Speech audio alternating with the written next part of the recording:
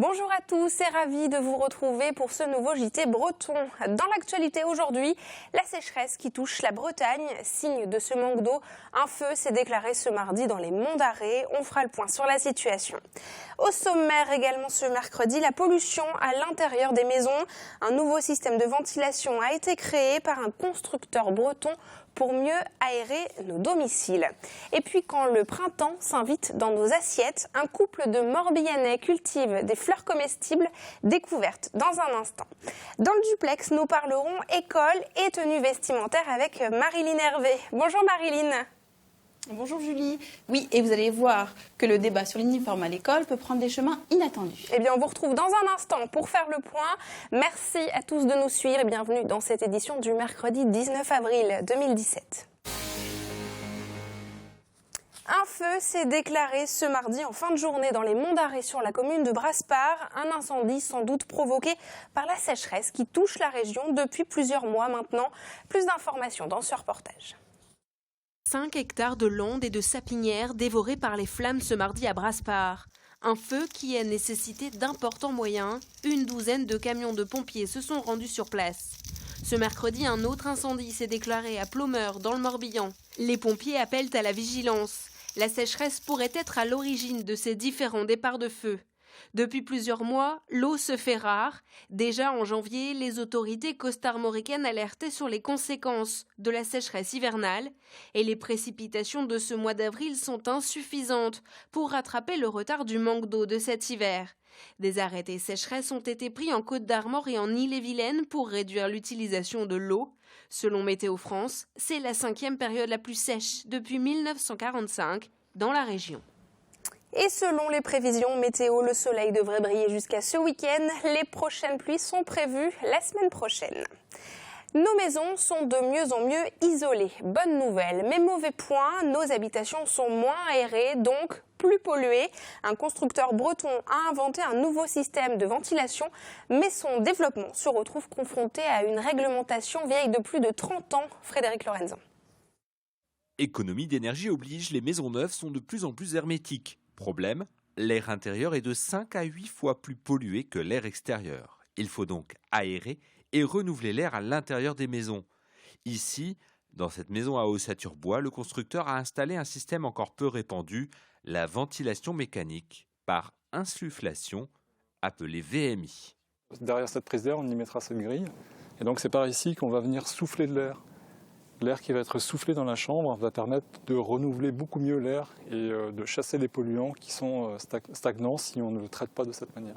Problème, ce procédé, même s'il est techniquement performant, n'est pas reconnu par la réglementation actuelle, un texte vieux de 35 ans. On est sur un cadre réglementaire qui est très ancien, il date de 82 et 83, et il nous impose en fait de traiter l'air par de l'extraction. Donc, dans le bassin parisien, par exemple, on ne peut pas faire autrement que de rajouter à la VMI une extraction indépendante. On est sur des moteurs qui sont sur des puissances à 15 watts. 15 watts, c'est une ampoule en fait. Donc, est-ce qu'avec une ampoule, on peut décemment considérer qu'on va traiter la qualité de l'air intérieur ? De notre point de vue, non. Et je pense qu'on peut faire beaucoup mieux. Il y a des systèmes aujourd'hui, notamment donc la VMI en fait partie. Désormais, le constructeur finistérien espère une reconnaissance des nouveaux systèmes type VMI au moment où la réglementation thermique 2020 est en cours d'élaboration. Il en va aussi de la santé publique. Selon une récente étude, la mauvaise qualité de l'air intérieur est responsable de 20 000 décès par an en France. Depuis plusieurs années, les fleurs ornent nos assiettes. Pas seulement décoratives, elles sont aussi gustatives et apportent couleur et fraîcheur aux plats des plus grands chefs. À Plohermel, un jeune couple les cultive avec amour. Fanny Coconnier a rencontré Hélène et Daniel Denieux-Powell. Le soleil à peine levé, Hélène sélectionne les fleurs prêtes à être dégustées. Missuna, gastache anisée, mouron des oiseaux sont cueillis ce matin-là. Ici, une 50aine d'espèces florales sont proposées à des cuisiniers professionnels. C'est très beau, ça donne une autre perspective à l'assiette, on la regarde différemment, il y a de la couleur. Étonnant aussi. Ça nourrit autre chose que l'estomac en fait, ça nourrit l'esprit, ça nourrit la vision. Puis après on découvre les goûts et là on est encore plus surpris parce qu'on s'attend à ce qu'une fleur n'ait pas de goût et il y en a plein qui ont des goûts très très développés. Parfois ça pète dans la bouche, parfois c'est citronné ou poivre. Ces amoureux de la nature ont réussi à faire rimer leur rêve de campagne avec une activité économique viable. Ils travaillent aujourd'hui avec une petite dizaine de chefs. Ce matin-là, Hélène livre Baptiste Deniol, chef récemment étoilé à Guerre. Ça peut apporter un côté floral, un côté un peu végétal, qui va donner des fois un peu de peps, un peu d'amertume. Des fois sur une Saint-Jacques, on va pouvoir apporter une fleur un peu qui va donner un côté marin, un côté un peu salin. Sur un plat un peu plus sucré, on va pouvoir avoir une fleur qui va avoir un côté un peu réglissé, un peu tout ça. Et c'est là que l'échange devient sympathique. Car la jeune femme veut avant tout partager avec les chefs, mais aussi avec le grand public. Comme l'an passé, le couple propose des visites et dégustations. Nous, on ne pouvait pas s'installer ici sans apprendre aux gens ou leur montrer ou les aider à se reconnecter avec la nature. C'était essentiel. Plantes aromatiques et arbres fruitiers vivent ici au rythme des saisons et aux petits soins de Daniel et Hélène. Le jogging, bientôt interdit dans les écoles, c'est la question polémique du jour. Marilyn Hervé nous en dit plus dans le duplex. Alors Marilyn, vous allez nous parler du jogging, la tenue, pas le sport. Oui, et ceux qui nous regardent et qui ont des ados à la maison le savent bien, le jogging est l'une de leurs tenues fétiches. En dehors de toute considération esthétique, cette tenue sportive pose problème à certains directeurs d'établissements scolaires. Notre journaliste Stéphanie Lebaille s'est penchée sur le cas de 2 établissements vantais qui ont purement et simplement interdit le port du jogging en dehors des heures de sport. Mais pourquoi cette interdiction, Marilyn ? Eh bien, les collèges avancent plusieurs raisons. D'abord, selon eux, pour bien travailler, il faut une tenue adéquate. Et pour eux, le jogging n'est pas une tenue de travail. Autre raison, l'hygiène. Si le collégien est toujours en jogging, comment savoir s'il s'est changé après le sport ?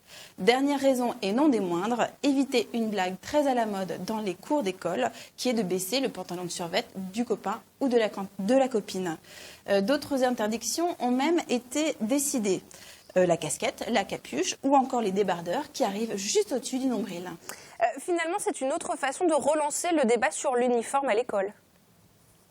Exactement. D'ailleurs, j'encourage nos téléspectateurs à donner leur avis. Ces interdictions sont-elles justifiées ou exagérées ?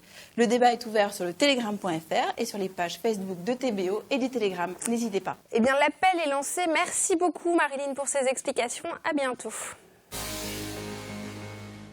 Rencontre maintenant avec Cindy Lelay, à 23 ans. Cette jeune femme a arrêté ses études pour ouvrir un bar et pas dans n'importe quelle commune, dans le plus petit village des Côtes-d'Armor, Locquenvel, avec à peine plus de 70 habitants.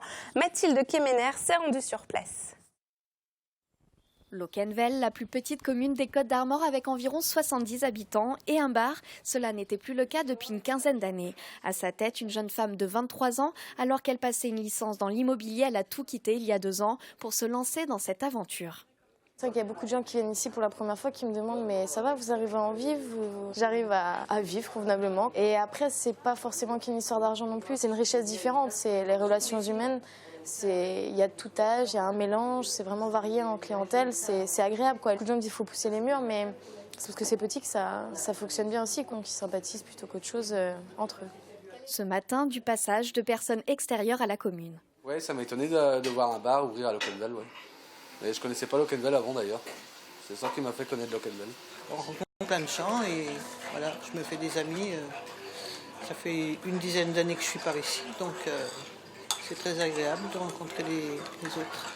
Au départ, c'est sa mère qui voulait tenir ce bar. Aujourd'hui, elle vient en aide à sa fille de temps en temps.